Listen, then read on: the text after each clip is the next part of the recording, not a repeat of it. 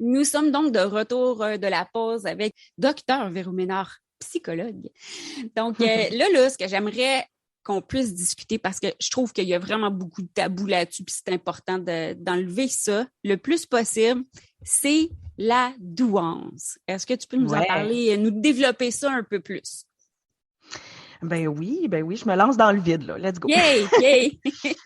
La douance, c'est pas un diagnostic officiel dans le DSM parce que c'est comme si c'était pas un trouble.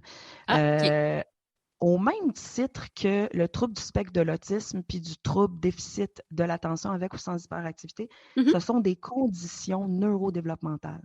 C'est-à-dire que ton cerveau est neurologiquement différent quand tu viens au monde. D'ailleurs, il y a une transmission héréditaire qui se fait par rapport à ça. Puis les gens, premier tabou à propos de la douance, c'est que les gens ont tendance à penser que parce que tu as une douance, c'est comme un cadeau.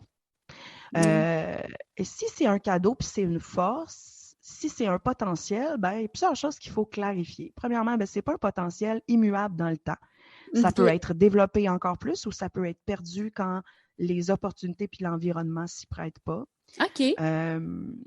Puis, ça vient aussi avec différentes problématiques si, encore une fois, l'environnement offre pas les bonnes opportunités à l'enfant qui a une douance. Oui, effectivement. On peut en reparler plus tard ou une autre fois, si tu veux, des différentes problématiques qui viennent avec la douance. Là, ce que j'avais envie de te partager, comme le positif! Oui, c'est aussi par rapport à la douance, comment souvent les gens vont percevoir la douance, tu as une douance, fait que tu es intelligent. Ben oui, probablement. Oui. Mais il y a différentes formes d'intelligence. Oui. Hein? Fait que je reprends le livre d'une collègue. D'ailleurs, je ne sais pas si ça va être une possibilité, mais on mettra le lien pour ça parce que c'est un ouvrage magnifique. Certain, je trouve ça hyper important. On va mettre le lien. C'est vraiment bien écrit. Elle est psychologue et neuropsychologue. Elle a fait deux doctorats. Un, c'était pas assez, ça a l'air. Rien de moins, c'est ça. C'est Marianne Bélanger, dans le fond, qui a écrit le livre « La douance, comprendre le haut potentiel intellectuel et créatif ». Donc, les 10 sortes d'intelligence que Marianne nomme dans son bouquin, c'est l'intelligence linguistique. Hein, donc, tout ce qui est le traitement de l'information grammaticale, phonologique, langagier, ta manière de classer les catégories de mots, de comprendre quand on parle, de parler, etc. Donc, vraiment le côté langage, et parler, écrire, lire, etc.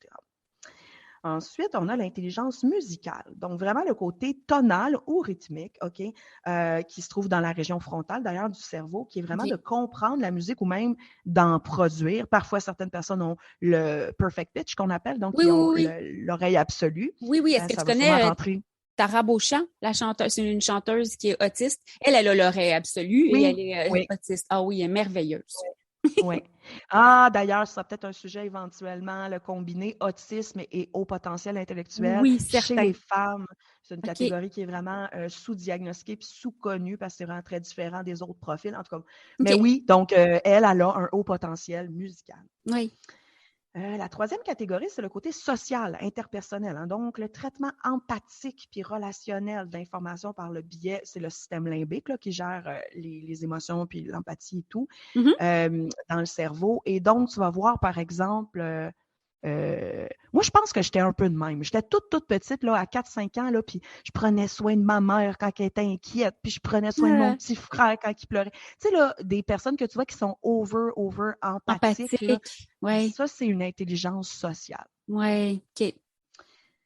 Après ça, tu as le côté intrapersonnel / introspective. Hein? Donc, être sensible à notre propre potentiel, nos limites, nos émotions, être capable de s'analyser soi-même, de se comprendre, de prédire nos comportements, puis peut-être un peu de le faire aussi vis-à-vis des autres. Okay? Donc, ça fait penser un petit peu à moi.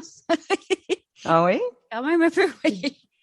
Des fois aussi, ça peut être un peu aliénant, ce côté-là, parce que tu te demandes tout le temps ce que tu peux faire de mieux, ce que tu as fait. Oui, c'est ça. Ben, comme je te décrivais, moi, aussitôt qu'il y a une situation, si je vois qu'elle vient chercher quelque chose à l'intérieur de moi, que ça fait shaker un petit peu, ben là, je regarde tout de suite à l'intérieur, puis OK, je le prends comme un cadeau parce que pour moi, ça me révèle qu'il y a un truc à travailler à l'intérieur de moi. Donc, je travaille dessus, puis après ça, j'en trouve le positif, puis là, ça sort au final que c'est une force. C'est traité, j'en suis allégée, puis après ça, je continue. Ça, Ah, ben tout ça, le c'est temps. excellent. C'est excellent parce que toi, ça te ramène dans le fond au seul pouvoir qu'on a dans la vie Mhm. réelle sur le contrôle des choses, c'est travailler sur toi. Donc, plus tu te Oui, connais, plus tu travailles sur toi, puis plus, dans le fond, personne n'a de pouvoir sur ton bonheur ou ton malheur parce que tu es juste toujours moi. reviré. Oui, c'est Yeah. excellent. OK, on a aussi une intelligence, donc un potentiel intellectuel sur le côté corporel, kinesthésique. Donc, Ah, tout le côté motricité, perception du corps dans l'espace. Ça concerne beaucoup le thalamus puis le cervelet. Mais dans le fond, ce côté-là va être de vraiment comment tu contrôles ton corps puis tu l'utilises dans l'espace ou par exemple pour exprimer un sentiment ou une idée. Fait que tu vas OK. voir par exemple des grands sportifs, des grands danseurs, entre autres, OK, oui. vont utiliser leur corps avec brio. Tu sais. Oui. Donc, on peut mettre le côté sportif dans cette intelligence-là. OK. On a l'intelligence spatiale, OK, où quand on fait les Spatial. tests de QI là, en bureau avec les psychologues, c'est le côté vraiment visuo-spatial. Donc, le côté, dans le fond, de comment tu traites mentalement l'information qui concerne, exemple, les objets dans l'espace, ton déplacement. Fait que, tu sais, ceux qui ont le visuo-spatial vraiment fort vont être vraiment bons à retrouver un chemin super rapidement. Ils ont comme un GPS Interne. intégré. Oui, c'est ça. Ils vont être capables de rentrer dans une pièce vide puis d'imaginer des meubles ou de déplacer les choses dans leur tête. Good. Ou tu sais, quand on était enfant en mathématiques, il y avait des épreuves, tu avais une pile de blocs, il fallait que tu imagines combien il y a de blocs en arrière là, pour dire combien qu'il y en a Oui. au total. Ça Oui. aussi, c'est le visuo-spatial. OK. Après ça, on a l'intelligence logico-mathématique. Fait que tout ce qui est raisonnement fluide, ce qui est traitement pour calculer, mesurer, faire preuve de logique, résoudre des problèmes mathématiques, analyser les causes puis les conséquences d'un phénomène, aligner, coordonner puis ordonner des objets. Même le traitement abstrait de l'information va se faire dans cette partie-là. Ça, c'est la région frontale du cerveau. OK. Tu vois, moi, les maths, là, tout ce que calcul va. Non, non. Ça, non. Mais tu vois, c'est drôle que tu dis ça parce que c'est une des choses que j'aime de faire le test de QI, que ce soit aux enfants ou aux adultes quand je fais une évaluation, c'est que on va voir toutes les forces puis les vulnérabilités parce Oui. qu'on évalue des différentes sphères de l'intelligence dans ces tests-là. Et donc, c'est super intéressant parce que tu peux te sentir nul. Tu sais, comme enfant, tu te disais peut-être, je suis nul à l'école en mathématiques. Puis pourtant, tu as des super forces, exemple, en Ailleurs. visuospatial ou en Oui. langage ou en Oui. mathématiques ou je veux dire, je sais pas, en musique, en sport, etc. Oui. Enfin, il y a une huitième qui a été ajoutée au modèle, si tu veux, là, de la conception du haut potentiel intellectuel, c'est le modèle naturaliste. OK? Donc, vraiment, tout ce qui est discriminer vivant, non vivant, être sensible à ce qui est vivant, comprendre le côté environnemental, comment l'homme évolue, à apprécier puis reconnaître le côté faune, flore, minéral. Donc, tout ce qui touche la terre puis la nature. Ah. Et finalement, il y a deux catégories qui n'ont pas encore été ajoutées officiellement, mais qui sont en cours de route, en cours de OK. validation, parce qu'on fait des Évaluation. études sur OK. le sujet. Mhm. Il y a le côté existentiel. Hein? Hein, fait que le côté Ah, ouais. donc à te poser des questions sur les grandes questions de la vie, le sens de l'existence, la mort, la philosophie, l'éthique, l'origine, le sens des choses puis de la vie. Wow.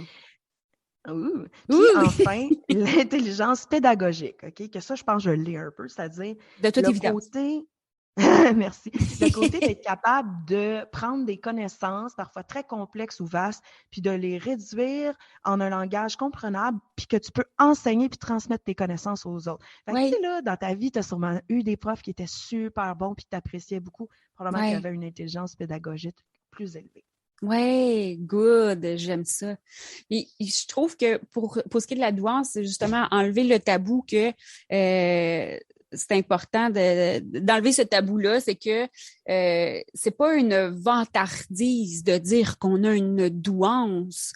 C'est pas, tu sais, c'est un terme, c'est un mode de fonctionnement de notre cerveau, puis de plutôt le prendre comme une fierté, puis d'en sortir les points positifs de ça, tu sais, puis les mettre en avant dans ta vie, les utiliser pour vrai. De cette possibilité-là. Tu sais, que tu aies une douance ou pas, on a tous des possibilités, des capacités différentes, puis l'important, c'est d'appuyer dessus, puis de les démontrer, tu sais, puis de les utiliser, puis d'être fier. C'est pas de la vantardise de dire qu'on a une qualité ou qu'on est bon dans ci ou dans ça. On a une Ça peut être de force, la mais oui. fierté, exactement, tu sais. Oui. Oui. Ben oui, tu as raison. C'est un tabou qui persiste beaucoup. Puis à chaque fois que j'évalue un petit coco ou une petite cocotte qui a une douance, un haut potentiel intellectuel, je l'écris même dans mon rapport. Que les Mhm. parents peuvent lire, puis en parler, puis d'expliquer aux gens que c'est ni une qualité puis un défaut. Ça peut être effectivement partie de tes forces, puis donc tu vas miser sur tes forces, mais il faut continuer de concevoir que l'enfant ou la personne continue d'avoir des vulnérabilités, des faiblesses, puis c'est ça la vie. Chaque être humain a des forces, a des vulnérabilités sur lesquelles il peut travailler pour augmenter tes forces, mais pour Oui, améliorer tes vulnérabilités. Puis surtout, je trouve que ce qui est important de dire là-dedans par rapport au tabou, c'est de dire, attends là, si je te dis que j'ai un haut potentiel intellectuel, ce n'est qu'une caractéristique de mon moi-même. Je suis pas en train de te dire que je suis exact, meilleure que toi. Ça exactement. dévalorise personne. C'est juste, comme tu l'as dit, une réalité neurologique. Ton Oui, cerveau, il est différent. Fait oui, que c'est comme aujourd'hui, en 2022, le monde peut dire, j'ai un TDAH, tout le monde comprend puis il l'accepte. J'ai de l'autisme. C'est des conditions neurodéveloppementales, mais si tu dis que tu as une douance, c'est comme si tu étais en train de te vanter ou d'écraser les autres. Faut pas en tout. C'est aussi une condition neurodéveloppementale qui fait que ton cerveau, il est différent, puis c'est tout, là. exactement. C'est comme le joueur de basketball qui est hyper grand. Tu sais, lui, il a cette capacité-là, puis il la met en évidence en jouant au basketball, puis en étant un super bon. Est-ce qu'il est vantard pour ça? Non. C'est une caractéristique chez lui et il la met en évidence. C'est la même chose selon moi pour la douance.